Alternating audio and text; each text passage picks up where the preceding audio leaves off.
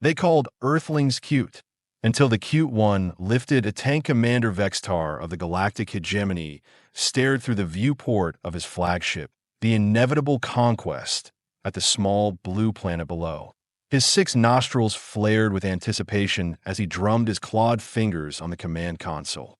"So that's Earth," he rumbled, mandibles clicking in amusement. "It looks so insignificant." His second-in-command, Officer Prell, nodded her crested head. "The reconnaissance team returned with interesting findings, Commander. The dominant species calls themselves humans.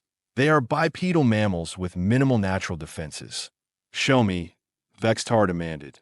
The holographic display flickered to life, projecting images of humans going about their daily lives, walking their pets, sipping beverages at outdoor cafes, scrolling through their primitive communication devices.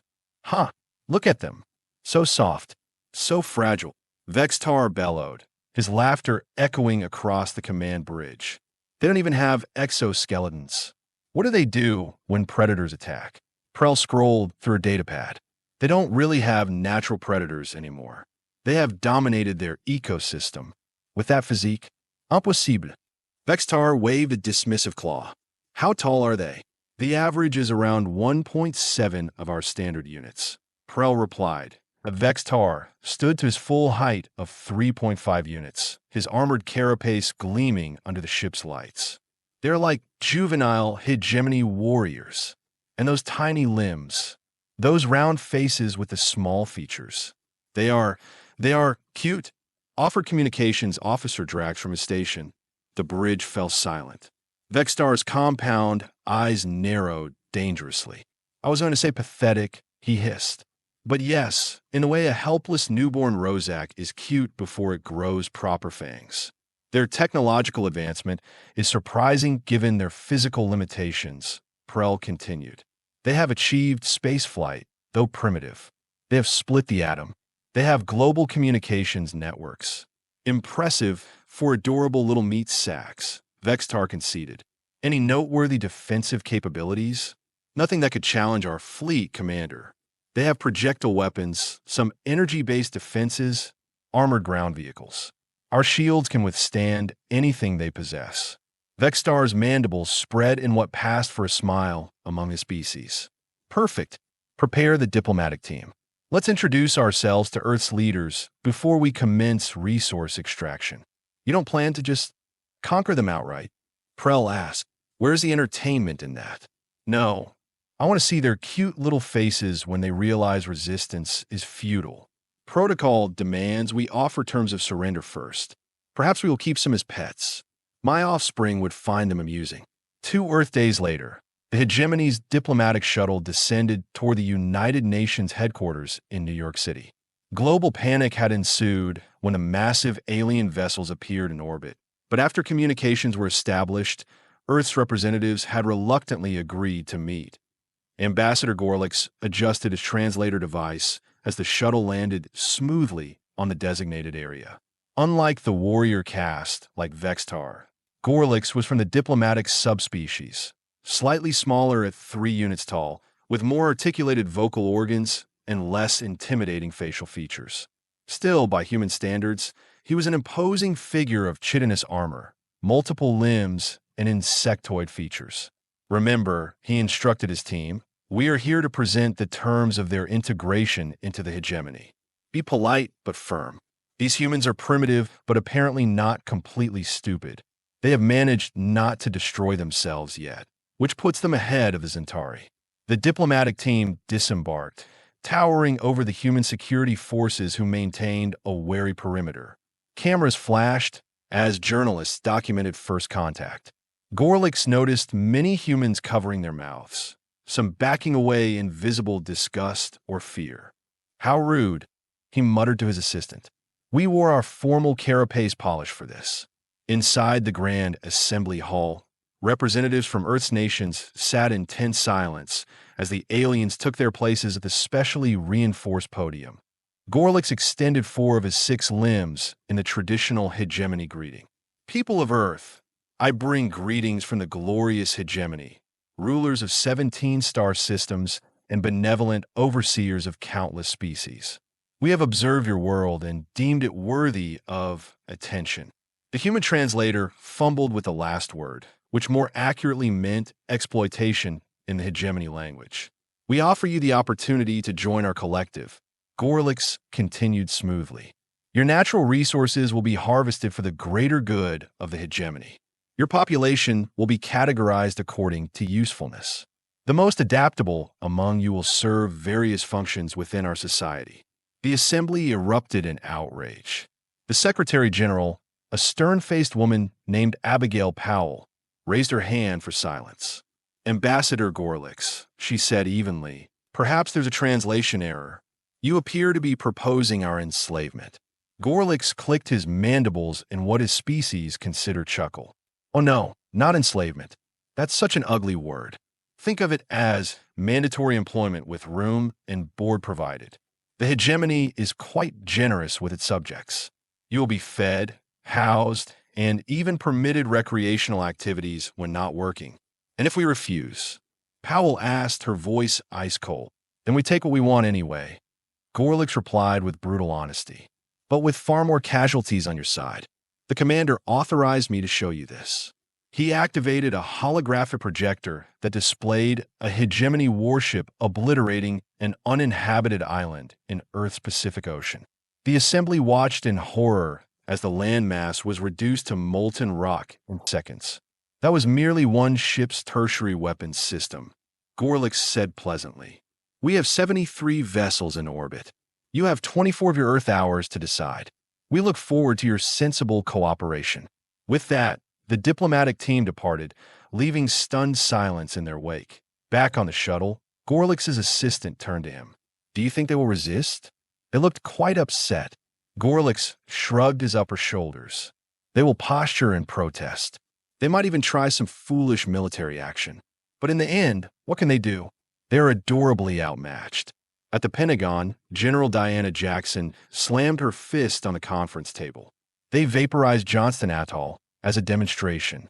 This isn't a negotiation, it's a countdown to invasion. The Joint Chiefs looked grim as satellite imagery of the alien fleet displayed on wall screens. The president, joining via secure video link, looked like he hadn't slept since the aliens arrived. What options do we have, he asked. Conventional weapons would be useless against their shields, Admiral Tompkins reported. Nuclear options might damage their ships, but they are positioned to bombard major cities if we strike. What about Project Titans? The president asked quietly. The room fell silent. General Jackson exchanged glances with the Secretary of Defense.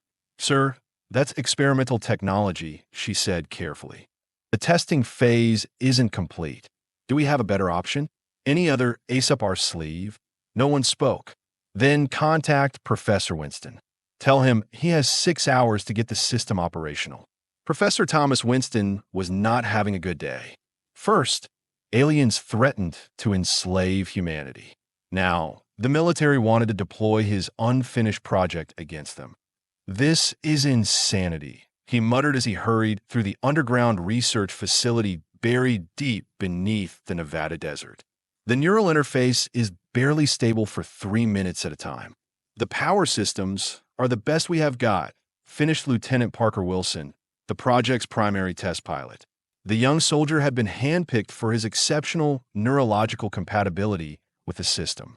At 32, he was the most successful interface candidate they'd found.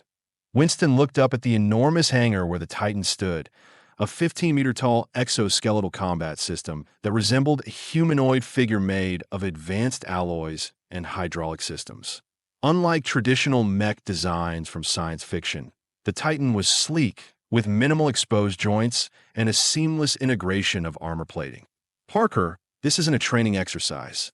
If the interface destabilizes while you are connected, brain damage or death. I read the waiver. Parker replied with a grim smile. But if those bug-eyed bastards think they are turning my planet into their personal resource depot, I'd rather die fighting. Winston sighed. That's exactly the kind of hot-headed attitude that makes me nervous about putting you in control of a quantum-powered war machine. That's why you love me. Document. I am predictably unpredictable. As the technical team rushed final preparations, Winston pulled up the neural interface diagnostics. We have never tested the full weapons suite in combination with the enhanced mobility systems. First time for everything, Parker said, rolling his shoulders as medical staff attached neural sensors to his temples and spine. Besides, those aliens have never seen humans really fight back. They think we're cute? Wait until they see what the cute ones can do when cornered. Winston couldn't help but smile despite his anxiety. Parker's confidence was infectious, even if potentially misplaced. The plan is simple, General Jackson explained as she entered the facility. A strike team will deploy via Halo jump onto the diplomatic shuttle during their return visit tomorrow. Lieutenant Wilson and the Titan will be airdropped separately as heavy support. Your objective is to capture their ambassador and secure their technology. We need leverage. Parker nodded. And if things go sideways? Jackson's expression hardened. Then make them regret underestimating humanity. Ambassador Gorlix was pleased with himself as the diplomatic shuttle approached Earth's atmosphere the next day. Commander Vextar had commended his handling of the initial contact. Humans are so predictable, he told his team. They will beg and plead for better terms, maybe show some symbolic resistance, then ultimately submit. It's the pattern we have seen on 17 worlds. Ambassador, the pilot called, sensors detect unusual atmospheric disturbances around our approach vector. Gorlix waved dismissively. Probably their primitive scanning technology. Proceed as planned. When the shuttle landed at the designated meeting point, an isolated airfield outside Washington, D.C., Gorlix was surprised to see only a small welcoming committee. Just 3 human vehicles and perhaps a dozen individuals. Where are their leaders? He wondered aloud as the shuttle doors opened. That's when the sky filled with dark shapes plummeting at terminal velocity. Ambush, shouted the security chief as human special forces operatives deployed around the shuttle. Their descent slowed at the last moment by advanced wingsuit systems. Hegemony guards rushed to defend the diplomatic team, energy weapons powering up. The first volley dropped 3 human operatives, their bodies convulsing as alien energy tore through them. Primitive fools, Gorlix muttered, ducking behind a security barrier. Did they truly think a handful of soldiers could? His words died as something massive blotted out the sun. The Titan slammed into the ground 30 meters from the shuttle, the impact cratering the tarmac. Dust billowed outward as the towering mechanical humanoid rose to its full height. Inside the neural interface chamber, Parker felt the machine as an extension of his own body, every sensor feeding data directly to his brain. Target acquired, he said, his voice amplified through external speakers. Hey there, bug faces. Let's talk about those terms again. Gorlix stared in disbelief. The humans had somehow built a war machine that rivaled hegemony battlewalkers. How had reconnaissance missed this? Open fire, ordered the security chief. Energy weapons converged on the Titan, the blast splashing harmlessly against an invisible barrier. Quantum shield holding at 92%. Parker reported to his command team. My turn. With speed that belied its size, the Titan lunged forward. Parker had spent thousands of hours in simulators, but nothing compared to the real thing. The raw power as the machine responded to his thoughts, amplifying his movements with terrifying precision. The Titan's fist connected with the shuttle's hull, buckling advanced alien alloys as if they were aluminum foil. With his other hand, Parker grabbed a hegemony guard who'd been firing continuously at him. The alien went limp with shock as he was lifted 15 meters off the ground. Put him down, Gorlix demanded, his translator struggling with his panicked vocal patterns. Gladly, Parker replied. The Titan casually tossed the guard aside, the alien landing roughly but alive some distance away. Inside his neural interface, Parker received tactical updates from the strike team. They were securing the shuttle's interior, facing heavy resistance but advancing. He needed to keep the aliens outside distracted. He spotted their ground transport vehicle, a hovering platform about the size of a city bus. Perfect, the Titan strode toward it, ignoring continued energy fire from increasingly desperate hegemony guards. With a grunt of effort, Parker bent down and slid his mechanical hands beneath the alien vehicle. Servos whined as he straightened, lifting the 10-ton transport over his head. "Still think we are cute?" he asked the dumbfounded ambassador. "Because we are just getting started." Through his external microphones, Parker could hear General Jackson's voice from the command center. "Operation leverage is a go. All units converge on primary objective." The human strike team emerged from the shuttle, dragging a restrained Gorlix with them. The ambassador's mandibles clicked furiously as he was secured in one of the human vehicles. "This is a diplomatic outrage," he shouted. "The hegemony will rain fire upon your cities for this insult." Parker lowered the alien transport carefully, then knelt to bring the Titan sensor array closer to Gorlix. "That's where you are wrong, Ambassador," he said. "Right now, similar operations are targeting your landing parties worldwide. We have captured enough of your technology to reverse engineer your communications. A message is being sent to your commander with footage of today's events, along with this simple statement: Earth is not yours for the taking." He paused, letting the implications sink in. "We have analyzed your weapons capabilities. Yes, you could bombard our planet, but we have dispersed our nuclear arsenals to submarines and hidden silos worldwide. You'd never get them all before we launched everything we have at your fleet. Mutualité assurée de destruction. It's a concept we have lived with for decades." Gorlix's compound eyes widened as he realized the humans had outmaneuvered them strategically despite their technological disadvantage. "The hegemony does not negotiate with equals?" "Better get used to it," Parker interrupted, "because that's the only way this ends without both our species suffering catastrophic losses." As the human vehicles departed with their alien captive, Parker stood the Titan to its full height again. The neural interface was beginning to strain his systems. He could feel the familiar headache building, but he maintained his connection. Above, hegemony ships would be receiving their message soon. The next few hours would determine humanity's fate. That he smiled grimly within his interface chamber. Round 1 to the cute ones. Commander Vextar's rage was legendary, even among the hegemony's warrior caste. But now, watching the transmission from Earth, his fury transcended anything his subordinates had witnessed before. "They did what?" he roared, his voice nearly shorting out the bridge's audio systems. A nearby console cracked under his grip. Officer Prell kept a prudent distance as she reported. "They have captured Ambassador Gorlix and 5 members of the diplomatic team. And sir, they have demonstrated weapons technology we didn't know they possessed." The view screen replayed the footage of the human Titan lifting the hegemony transport vehicle. Vextar's compound eyes narrowed to slits. "One machine.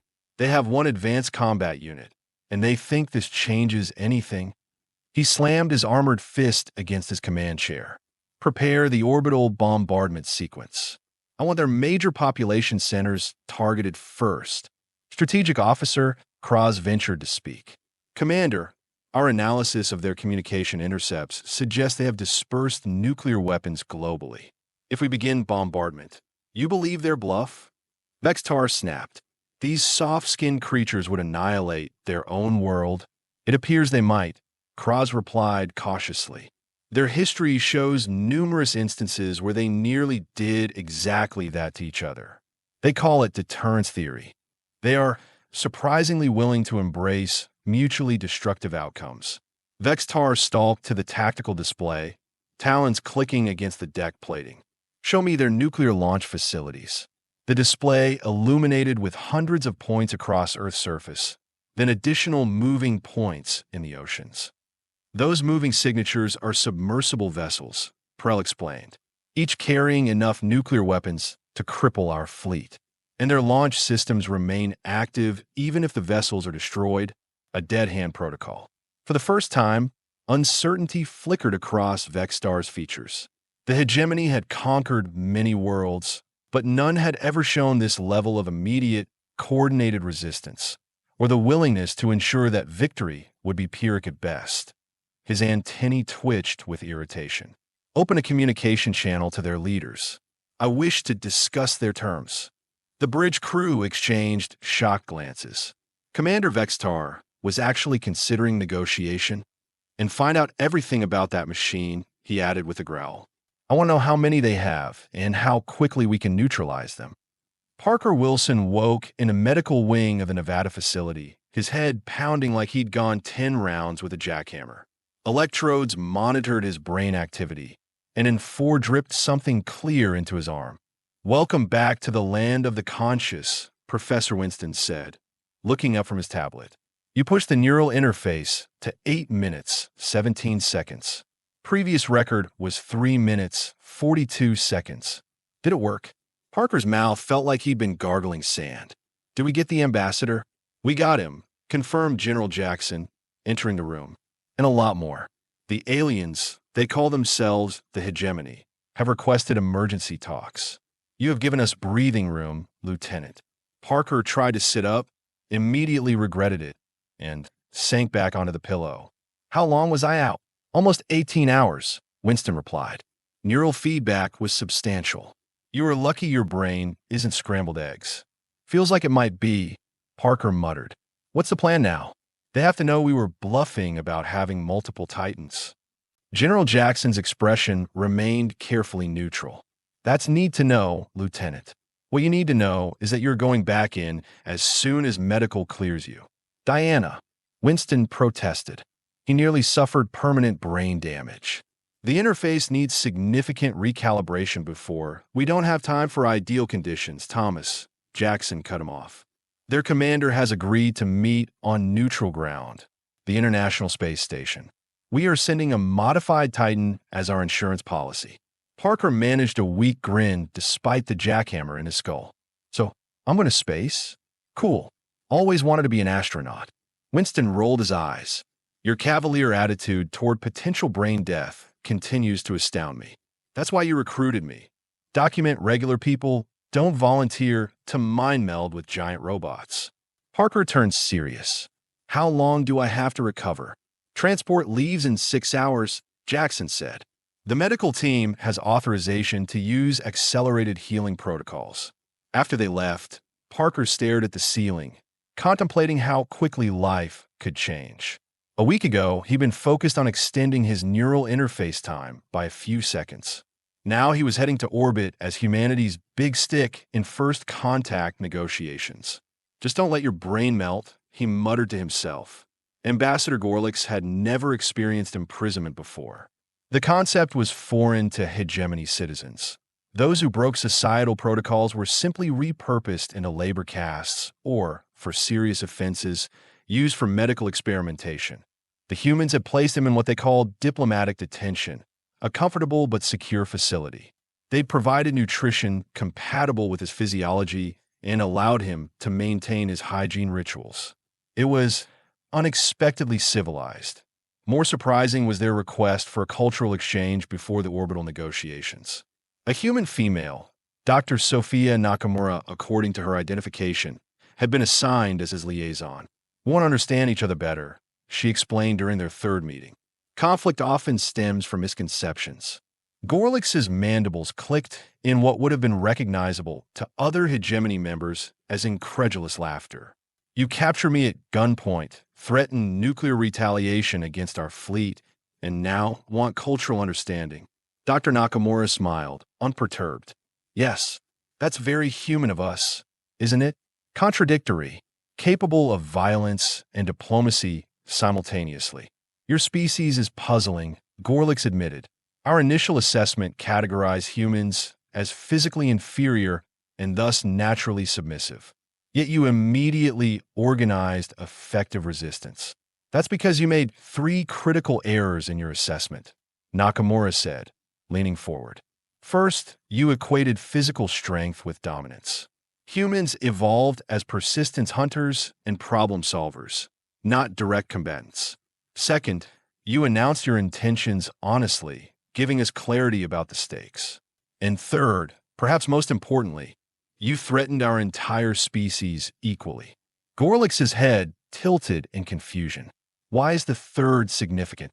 Because humans spend most of our time fighting each other, she explained with a wry smile. We divide ourselves by geography, ideology, appearance, belief systems, but external threats? Those unite us faster than anything. Your arrival accomplished something remarkable: global cooperation within hours. For the first time, Gorlix felt genuine uncertainty about the hegemony's approach. In 17 conquests, they'd never encountered a species that responded this way. "The Titan," he said abruptly. "How many do you possess?" Dr. Nakamura's expression revealed nothing. "That information will be part of the orbital negotiations. I can tell you that what you saw was merely our first-generation prototype." It was a masterful bluff, delivered with perfect conviction. Gorlix couldn't detect any physiological signs of deception, though human expressions remained somewhat alien to him. "I look forward to the negotiations," he said carefully. "Perhaps there is more to learn about humans than we initially believed." The International Space Station had been significantly modified in the 72 hours since first contact. Additional modules have been rapidly deployed to accommodate the alien delegation, while the station's orbit had been adjusted to keep it within quick reach of Earth's defenses. Parker Wilson had never experienced anything like the crushing G-forces of liftoff, followed by the disorienting weightlessness of orbit. But those sensations paled compared to the neural interface in zero gravity. As the modified Titan was secured to the station's exterior, he felt a peculiar doubling of his perceptions. His human body floating inside the interface chamber while simultaneously feeling the vacuum of space against the Titan's external sensors. "Neural harmonization at 85% and stable," reported Winston through his earpiece. "How are you feeling, Parker?" "Like I'm everywhere and nowhere," Parker replied, his voice distant even to his own ears. "It's impossible to describe. Focus on maintaining separation between your consciousness and the machine," Winston advised. "Remember the anchoring techniques." Parker concentrated on his breathing, using it as a reminder of his humanity as the Titan was locked into position outside the newly constructed negotiation module. Through the Titan's sensors, he could see inside. A large circular chamber with Earth's blue curve visible through reinforced windows on one side, the blackness of space on the other. Inside the station, General Jackson smoothed her dress uniform as the airlock cycled. The human delegation consisted of 7 individuals representing major world powers, with Jackson serving as military advisor. They had taken their positions around the circular table when the opposite airlock hissed open. Commander Vextar had to duck to enter the chamber, his armored carapace gleaming under the station's lights. 4 hegemony officers followed, their postures rigid and alert. Despite the supposed neutrality of the location, everyone present understood the precariousness of their situation. "Commander," Jackson greeted with a formal nod. "Welcome to humanity's first orbital outpost."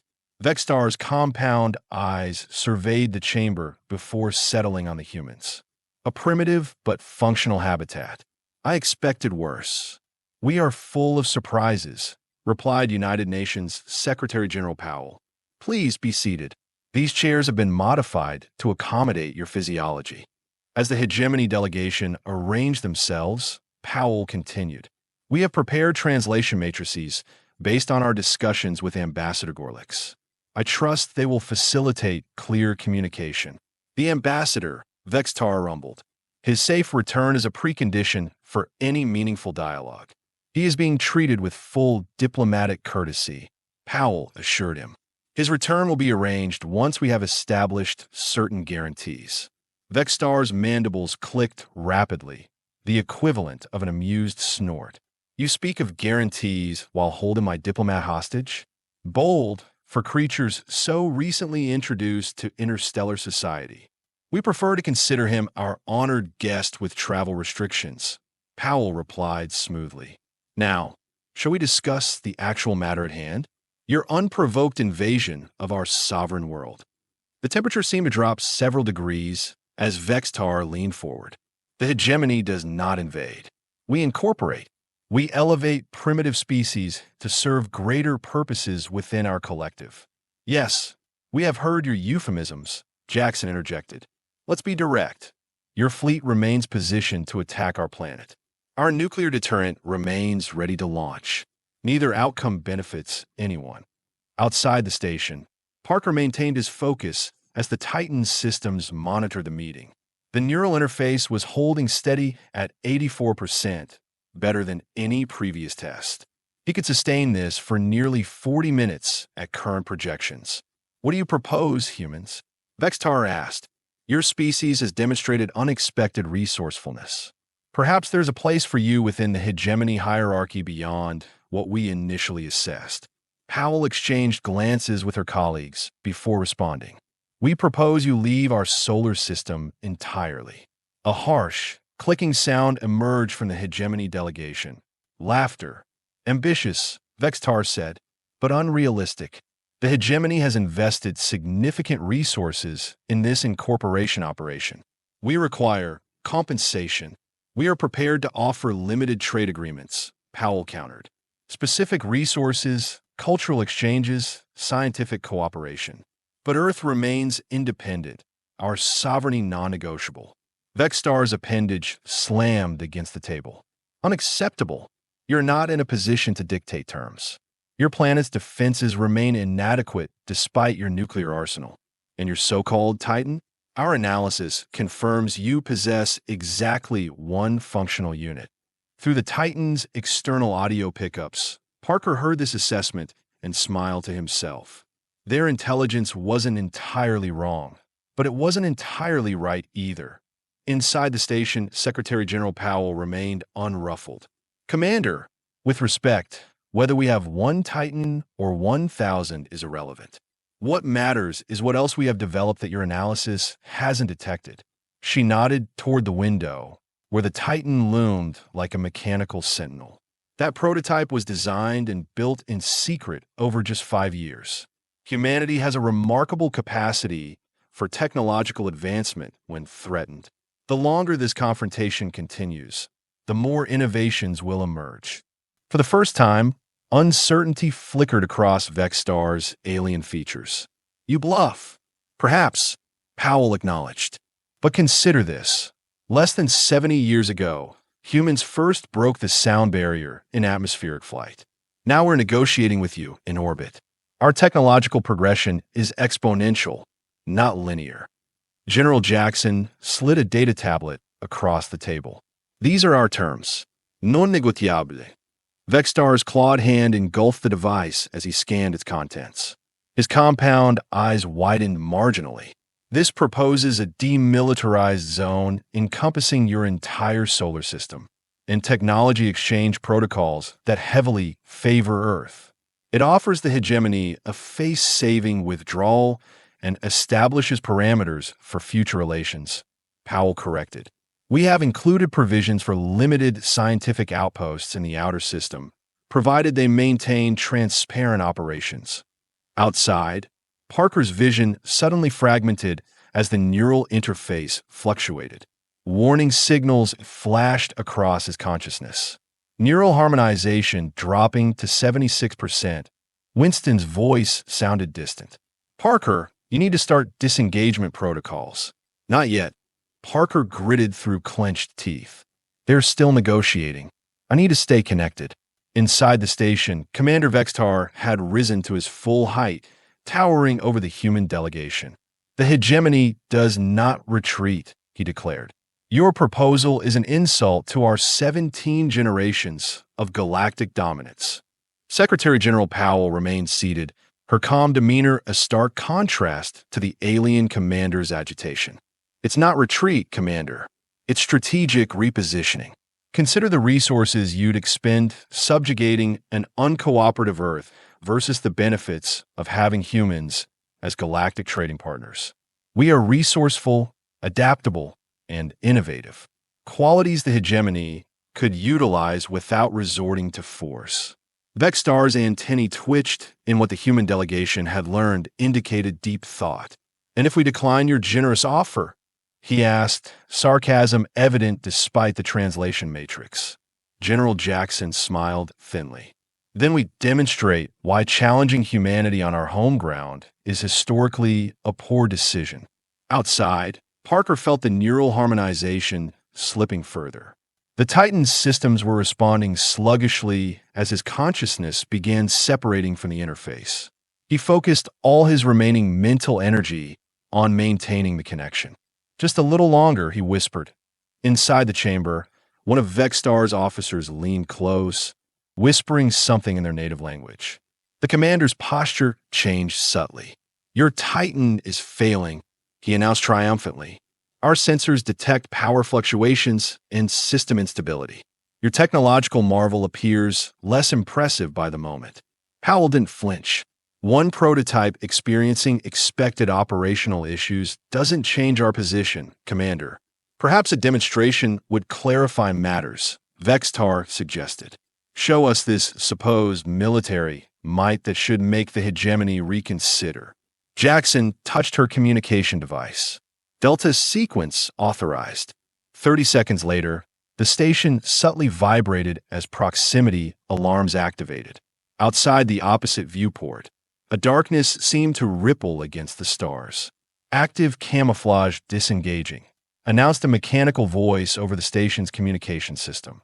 Where empty space had been moments before, 5 Titans materialized, their advanced hull materials shifting from perfect light-absorbing black to gleaming metal. Unlike Parker's prototype, these units moved with mechanical precision, clearly automated rather than neurally piloted.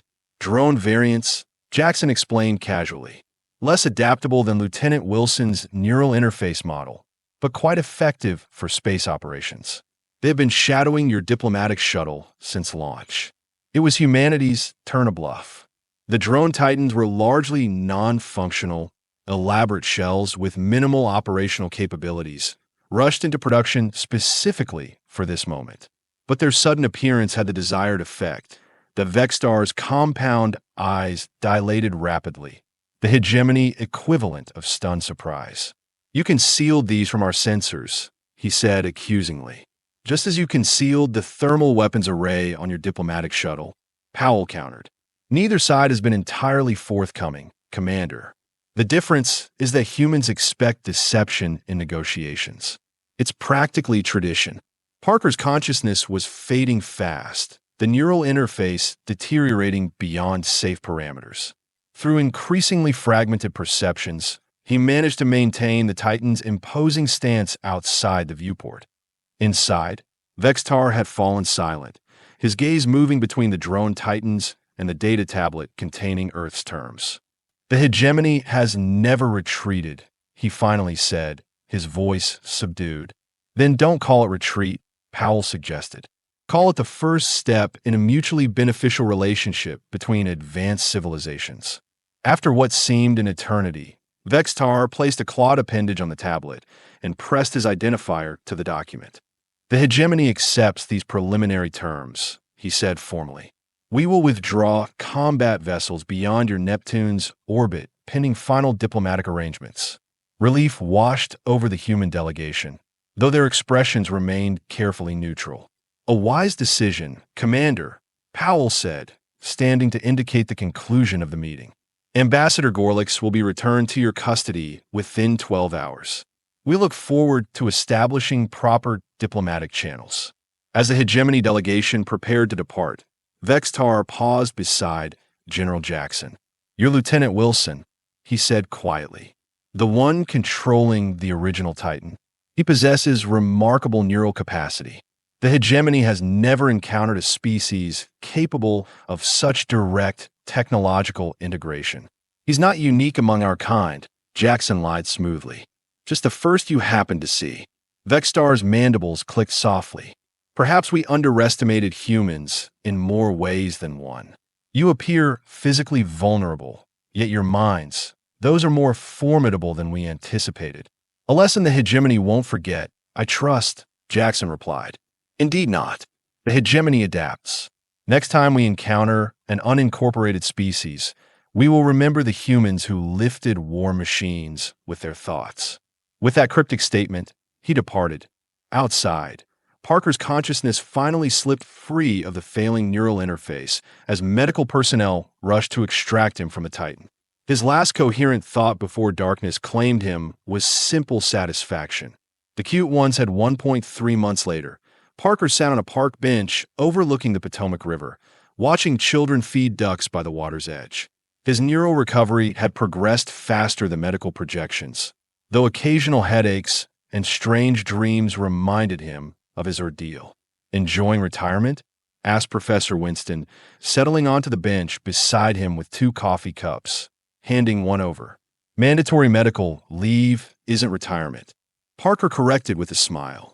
"Though I'm not complaining about the pay grade increase. You deserve it. The neural data we collected from your interface session has advanced the program by years." Winston sipped his coffee. "The diplomatic team reports the hegemony is strictly observing the boundary agreements. They have established a scientific outpost on Triton, but nothing closer." Parker nodded. "And Ambassador Gorlix? Appointed as permanent liaison to Earth. Apparently, his experience as our guest gave him unique insights into human psychology. He's requested continued cultural exchange sessions with Dr. Nakamura."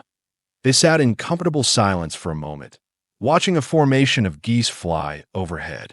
"The new neural interface prototypes are showing promising stability improvements," Winston eventually said. "General Jackson asked me to mention that when full medical clearance comes through, there's a position waiting for you in the program." Parker considered this as he watched a young girl successfully coax a hesitant duck to take bread from her outstretched hand. "You know what's funny?" he said finally. "The hegemony thought they were dealing with adorable pushovers because we are smaller and softer than they are. An easy conquest. A common mistake throughout human history," Winston noted, "underestimating what appears physically weaker." Parker nodded. "That little girl by the water? Right now she's just feeding ducks. But if something threatened her family, her home, that same gentle hand could just as easily learn to control a weapon or pilot a spacecraft, or, I don't know, mentally interface with a 15-meter combat machine." He smiled as the girl giggled with delight when more ducks approached her. "That's humanity's superpower. We'll acute until we decide not to be." Winston chuckled. "Should I include that philosophical observation in your psychological evaluation?" "Probably not," Parker conceded. "Just tell Jackson I will be ready when the next prototype is. The hegemony's behaving now, but they're not the only ones out there." He finished his coffee and stood, stretching carefully. "Meanwhile, I'm going to enjoy Earth's gravity while I can. I have a feeling my next assignment might take me a bit further from home." As they walked away, the little girl by the water looked up at the sky, watching contrails crisscross the blue expanse, unaware that among the high-altitude aircraft, a hegemony observation vessel maintained its permissible distance, recording and analyzing, seeking to understand the puzzling species that had so unexpectedly changed the course of galactic history.